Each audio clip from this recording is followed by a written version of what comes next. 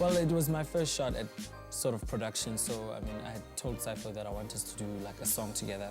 Obviously, when I got to him, I'm like, listen, I've got this idea. I want us to do a song that's got that Brazilian vibe, that you know, that kind of vibe. When the song was done, firstly, I had to take it to the label. Now, again, the label has no idea that I'm producing, so I walk in with this song and they're like, okay, what do you want us to do with this? Because it's hard for someone to sell a dream. It's the toughest thing you can do.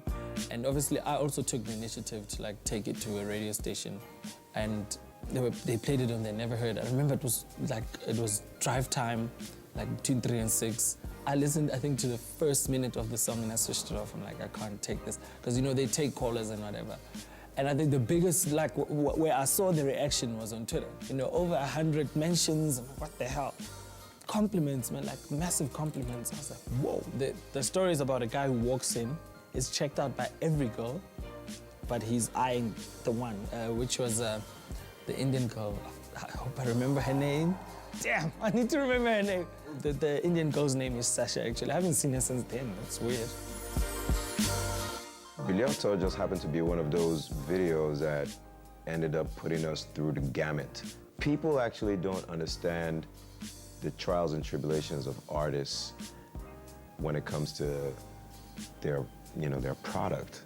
They don't understand the hard work that goes into the night after night after night after night, going into the studio to bang this song out, to mix it down, to listen over,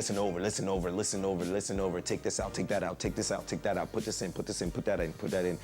Is it cool, is it cool? Okay, turn it off. We listened to it too many times, man. Let's listen to something else, or let's just walk away from it, come back in another hour, spend another 4 hours listening, fixing, mixing, mastering. You finish that one day, now time to shoot video. You want to shoot video, you have to go and find money. You find the money, when you get the money, you now go and shoot the video.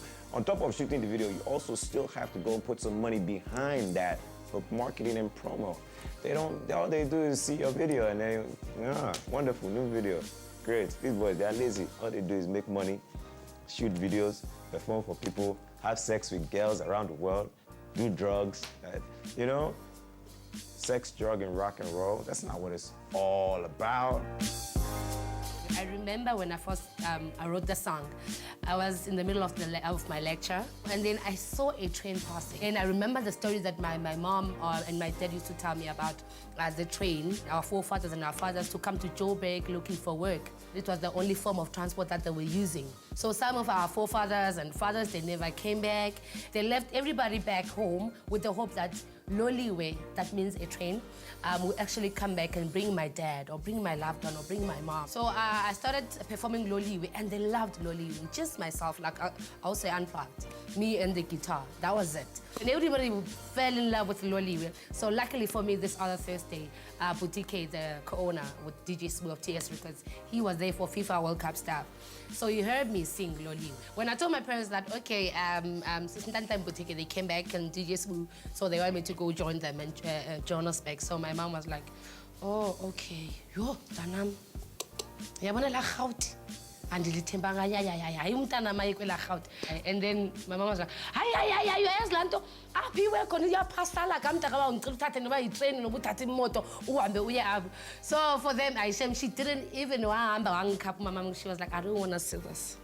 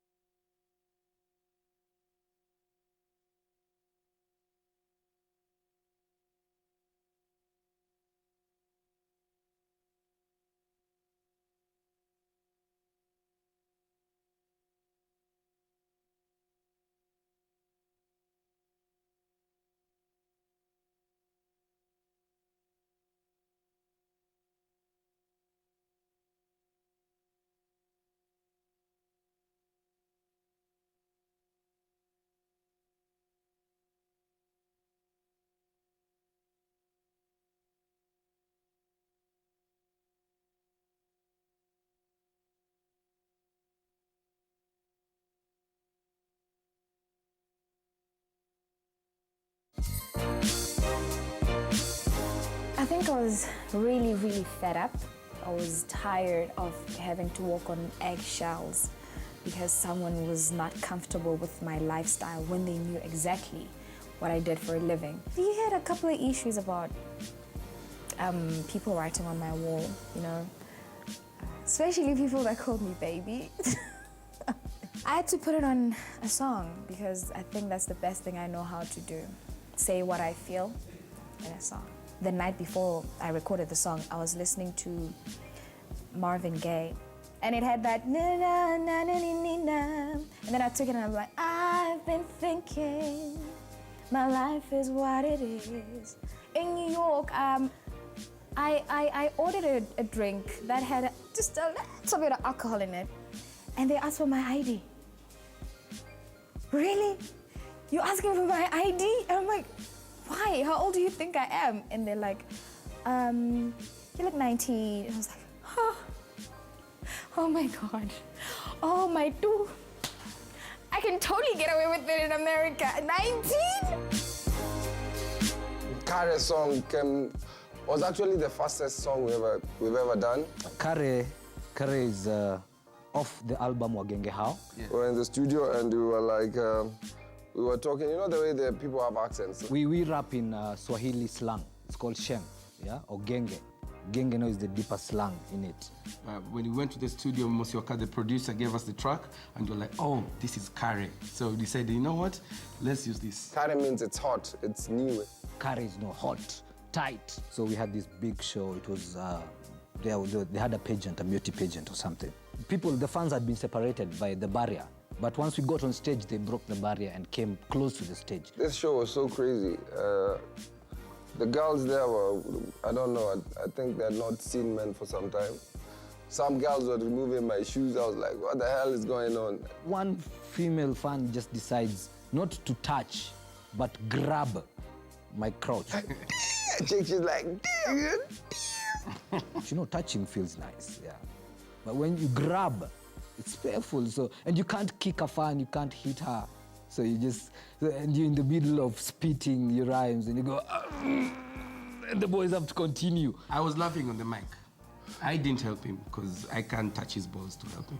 That is the craziest moment I've ever had, yeah. The song came about, I don't know, George hollered at me. He said, dude, I've been putting some beats together. Let's come sit in the studio, let's see what we can do, you know? The songs went through a few transitions before it got to what it got to, you know? There's actually a point where the chorus was, do the dimples dip.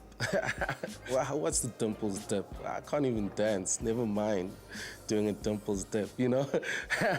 Yeah, so no, we changed it up a few times, yeah. And I had the tough job of playing that song in the club, you know? So you play a song and people look at you like, what is this, you know? What is, dog, what are you playing, you know? And it got to a point when I was like, no, dude, I'm gonna teach these people this song. Started grabbing the mic and I said, dude, it's simple. Just put your drinks in the air. You know, I started being hyper behind the song. And like, thank God for friends like my DJ friends that also helped me out, you know. They started bumping the song. So we basically put it in people's faces. And then radio liked the song, TV liked the song, and it just started growing and growing. And you can see it, you know, the more you play, the more people get into it. And you're like, oh, okay, you're going somewhere.